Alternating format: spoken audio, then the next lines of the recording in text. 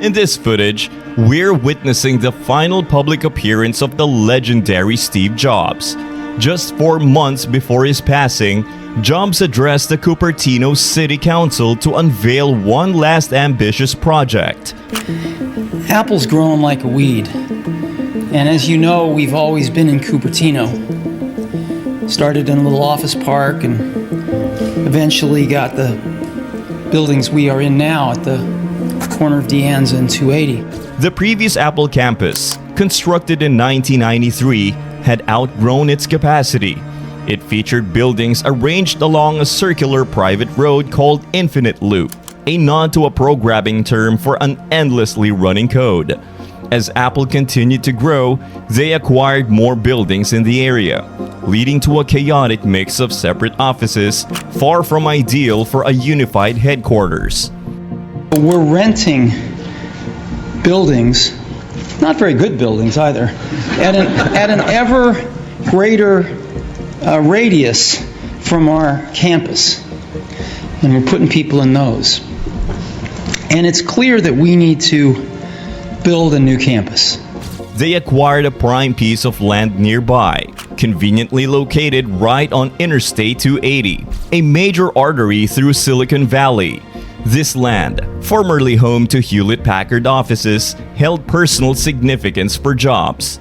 Apple brought in Foster and Partners, led by the renowned British architect Norman Foster. Foster, a giant in contemporary architecture, initially rose to fame in the 1970s with his innovative, machine-influenced designs that integrated industrial elements into modernist buildings. Over time, his style has softened, showcasing a refined modern aesthetic that perfectly aligns with Apple's product philosophy of functional modernity. In creating the new Apple campus, Foster collaborated closely with Steve Jobs, who had a deeply personal vision for the project. He also worked with Jony Ive, Apple's chief design officer, a legend in product design who had been shaping Apple's iconic products since the late 90s. This collaboration marked the beginning of a unique partnership between two exceptional talents.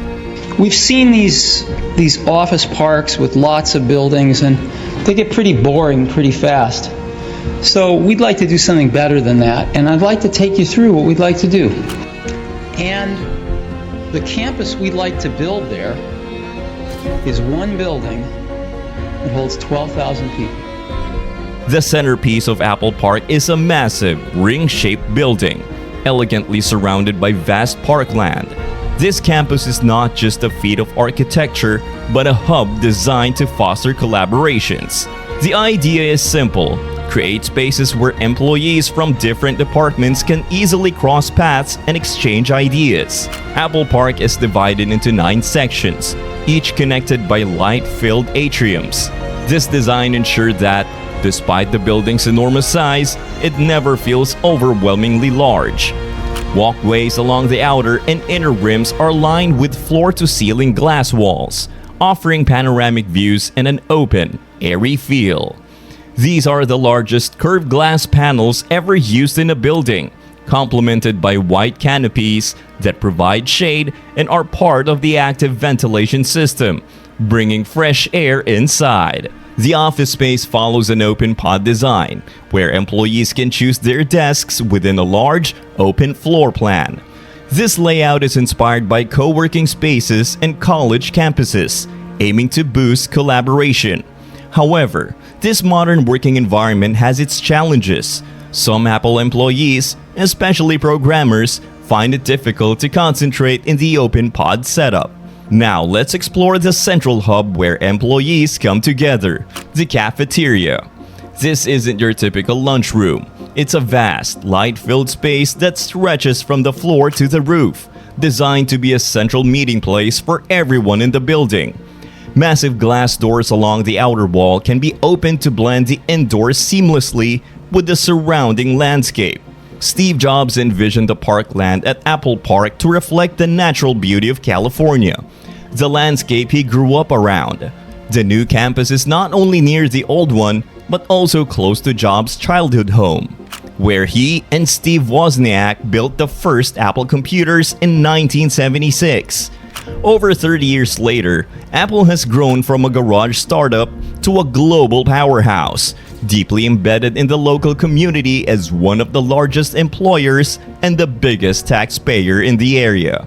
The parks at the new campus are a tribute to the local environment and are inspired by nearby Stanford University.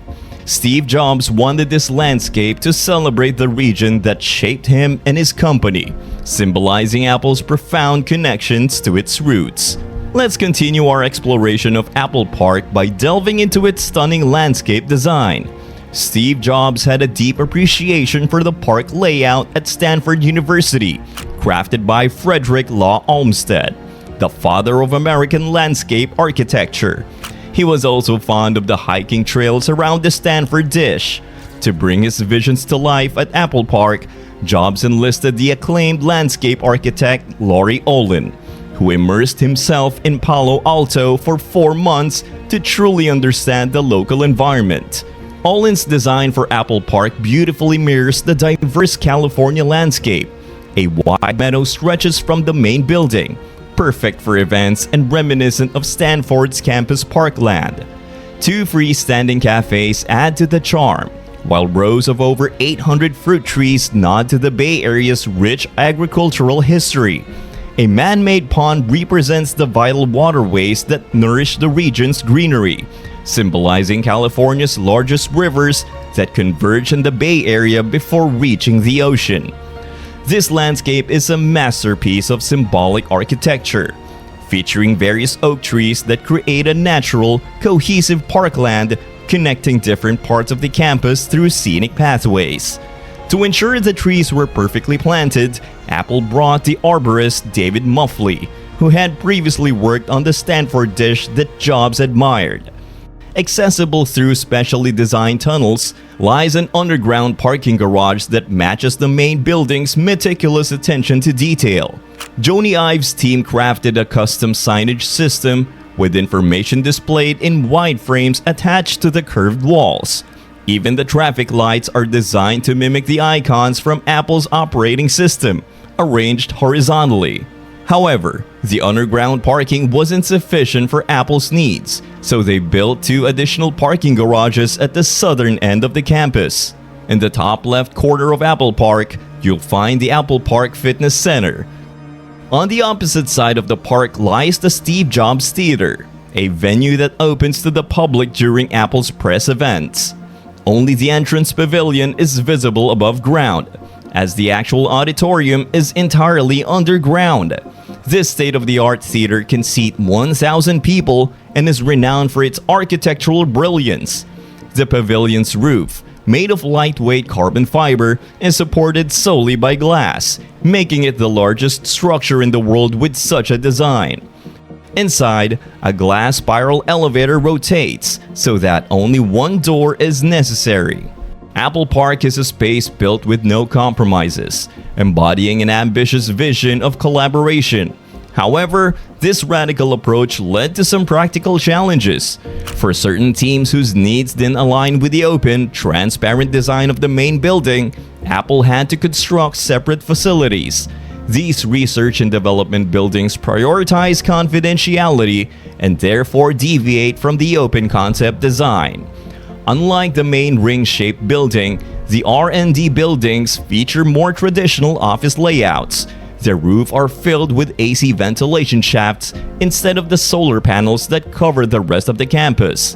The iconic circular building, often compared to a spaceship by Steve Jobs, isn't sufficient on its own for Apple's extensive operations. As a result, additional structures have been built nearby, adopting less ambitious designs to meet specific needs.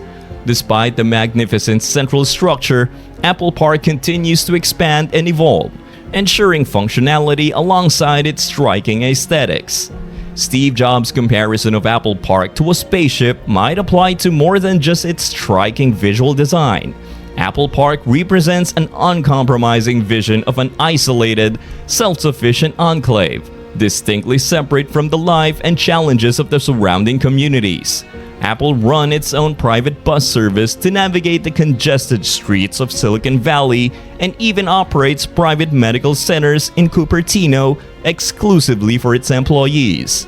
While this isolated environment offers numerous benefits, it raises the question of whether a more integrated approach might have been even more forward-thinking. Imagine a campus where interaction with local businesses is encouraged, where environmentally friendly short commutes are possible, and where the campus's success positively impacts the surrounding area, aligning with modern city planning solutions. Perhaps the objective wasn't merely to create the most practical campus, but to construct a building that embodies a vision of perfection, setting standards within the company and illustrating how Apple approaches product development. Steve Jobs envisioned this campus not just an office space, but as a testament to Apple's values and aspirations. He saw it as a narrative, aware of the power of compelling story holds to inspire and motivate. Steve once said, "I think we do have a shot of building the best office building in the world. And I really do think architecture students will come here to see this." This statement captures his belief in the potential of Apple Park to become a landmark of design and innovation, much like Apple's product themselves. And there you have it. Thank you for watching this deep dive into Apple Park. If you enjoyed today's video, don't forget to hit that like button, subscribe, and hit the bell icon for more fascinating insights into architecture, tech innovations, and many more. Let me know your thoughts in the comments below. Until next time.